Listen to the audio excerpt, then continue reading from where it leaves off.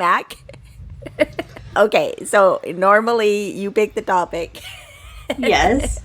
But this week, remember, okay, before we recorded last week's episode, I sent you a text and I just said, oh, I just had a podcast moment. Something just happened that has to go on the podcast.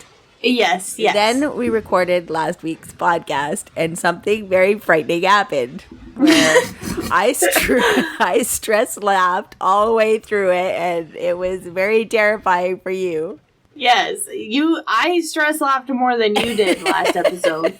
Okay, so what happened to me was, okay, I'm on the treadmill, I have my headset on, and the guys were playing a game, and I was watching this show, and all of a sudden in the show, this weasel came out of nowhere and attacked this person.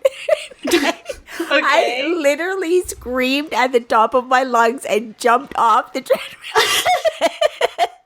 The guys were so annoyed because I screamed really loud. I was having a heart attack or something. And it was just on the TV, but it was so real. It was so real in my mind that I literally jumped off the treadmill and threw my headphones up. Okay, so I have 2 questions. Okay. Mom. Number 1, were you scared because the weasel, it was like a jump scare, or just because there was a weasel there, period, or ferret or whatever? It completely caught me off guard.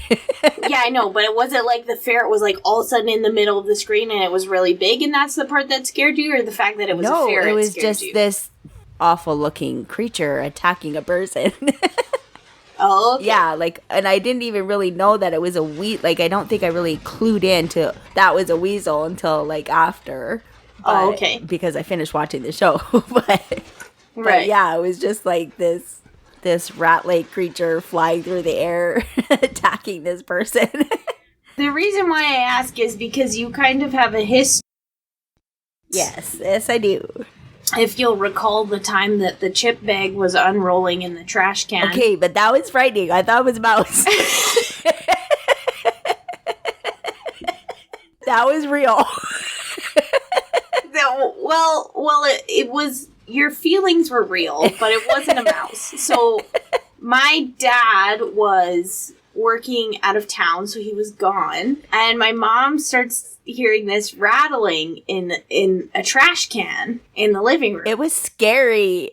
She runs and jumps onto my brother's bed, if I recall correctly. Yes. And did you ask him to go investigate, or was that just the closest high area? Well, I'm pretty sure I was hyperventilating and probably even crying.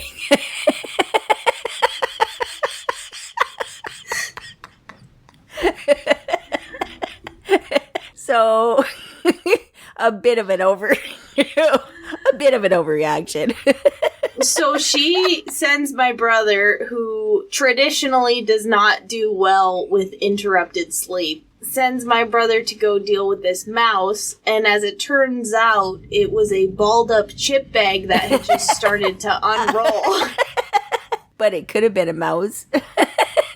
But we knew growing up, any mouse stuff was not a mom job. Yeah, no. Checking mouse traps, not a mom job. No, and I can really only think of, maybe 2 times that we've ever had a problem with a mouse. Yeah, and it was the same house both times. Yes. So, at the last house I was living at, we had a problem with a mouse one time. There was only one mouse. Uh-huh.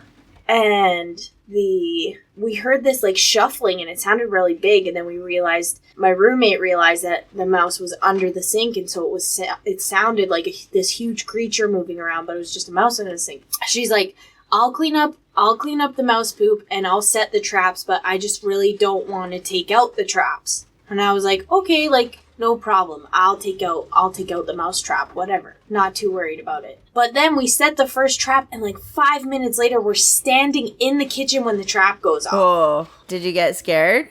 I didn't get scared, but I did not expect to feel so uncomfortable, because the times that I've dealt with mice in mouse traps, it has been like the next day you find the mouse. Oh, you know yeah, what I mean? like not that quick. This mouse is still warm and very, you know what I mean? So all of a sudden I'm like, man, like I'm really uncomfortable, blah, blah, blah. But my roommate at the time had very cleverly put flyers under the mouse trap, so you just grab the flyers, roll them up, and throw it in a trash bag. Oh, that is clever. Yeah, it is. It was a very good strategy. So I roll up these flyers, and I'm talking to this mouse. I'm like, listen, I just need you to be extra dead. If you move right now, I will be traumatized. I just need you to be dead. Because I've lived places where the landlord used glue traps, and those are horrible. Horrible. Yeah. So like wherever you stand on mouse traps or humane traps or whatever, there is no place for glue mouse traps in my mind. No. Like, they're horrible. The mice get stuck on them and they just scream and scream and scream. That's it's awful. terrible. Oh, Yeah, especially if it happens in the middle of the night, because then you just lie there listening to this mouse scream. Yeah, so what I wanted to know was, let's move away from rodent talk. I know that you've had some shows because you put it on YouTube one time or a couple of times, but you know, like, as far as something that is just all of a sudden caught you off guard when you're watching TV and you've screamed.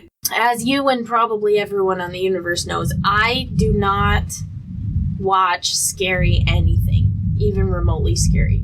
So, like, even some of the Harry Potter movies where they're, like, walking down a dark hallway and they're just walking too slowly, it actually makes me physically uncomfortable, and I have a hard time sitting through it. So, in an effort to, I don't know what I was trying to do, to be honest with you, prove something to myself, overcome my fears, I watched the first 40 minutes of one of the Paranormal Activity movies. I could never do it. I can't watch scary movies at all. Well, I didn't finish watching the film, and I watched it in 10-minute, like, segments because I couldn't sit through it. Because you couldn't handle it. No, like I said, I physically cannot sit still. Well, I mean, and, like, Dad took me to see one of the, what was it? The Lord of the Rings. Yeah, one of the Lord of the Rings movies in the theater, and I literally could not handle it. Like, I thought I was gonna have, like it was probably, like, anxiety attack, but it was, like, I thought I was gonna have a heart attack or something, because I couldn't handle the horse riders. The Dark Riders. The Dark Riders, yeah. I couldn't handle that. I couldn't handle the sounds or the music and everything that went along with that. And I think I would have been better had I not watched it, like, in surround sound like that. But after that, like, I wouldn't even let you guys watch it because I thought it was too scary. For an embarrassing long time, I was not allowed to watch Lord of the Rings. Like, I think I was 17 turning 18 before I watched it. Because genuinely scared, yeah. You were so adamant that you didn't want us watching it. To be fair, in my mom's defense, like, yes, obviously, I think we can all agree that's a bit extreme. But in my mom's defense, my sister and I have bad nightmares. Yeah. My sister watched Phantom of the Opera and got recurring nightmares from it. So, like... Well, parts of that are scary, but... Sure. But, I mean, it's a musical. Yeah.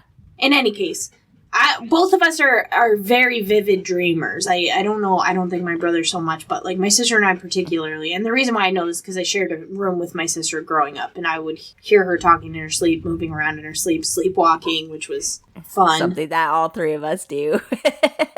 Exactly. So, I know the Lord of the Rings thing is extreme. Believe me, I was very, I had read the books. I read The Hobbit and Lord of the Rings, and I wanted to watch the movies so bad. And my mom was so adamant. Like, we watched the Harry Potter movies before we watched the Lord of the Rings movies, and I thought for sure, you would have let us watch Lord of the Rings before Harry Potter. Oh, yeah. No, because it scared her that bad. Yeah, it did. It totally traumatized me. I'm not gonna lie. I'm trying to think of, like, my top 3. There's a scene in one of the Narnia movies where she pulls a towel off a, like, clothesline, and there's a wolf right behind it. Uh-huh. That one always gets me. Not that I've watched Narnia a bunch, but that one.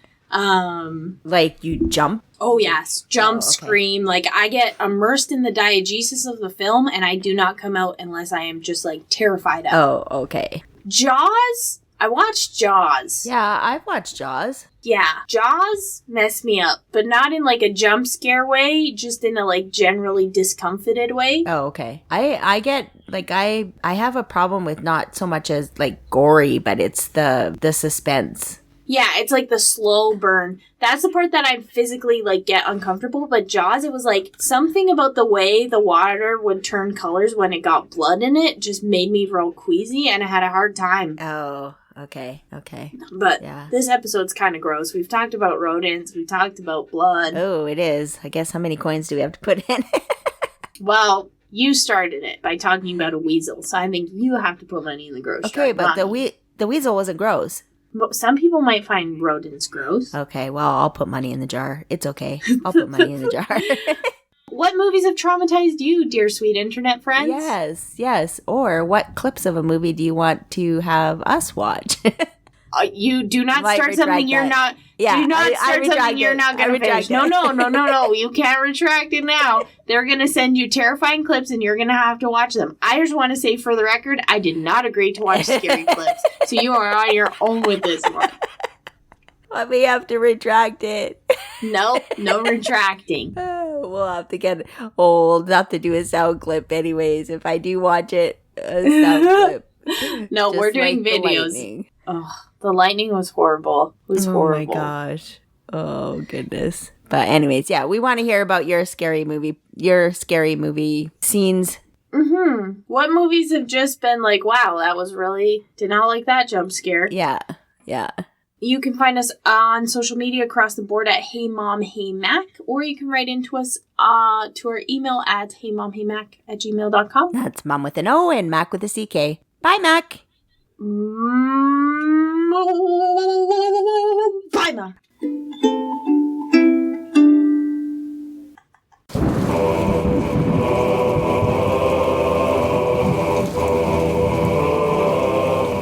I am Taryn, daughter of Death. And honestly, it's very inconvenient. Am I immortal? Yes. Do I have a carrion form that is both awesome and terrifying? Also yes. But I'm also dead and alive at the same time.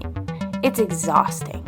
Also, my brother, Grim, is king of the underworld and thinks that makes him so much better than me. Yes, it's short for Grim Reaper. Don't even get me started on Wraith coronation practices. Anyway, there are not a lot of opportunities for advancement for a half-human, half-wraith in the underworld society, so I've dedicated my life to being a giant pain to everyone around me. Except Rain. I'm only ever accidentally a pain to him.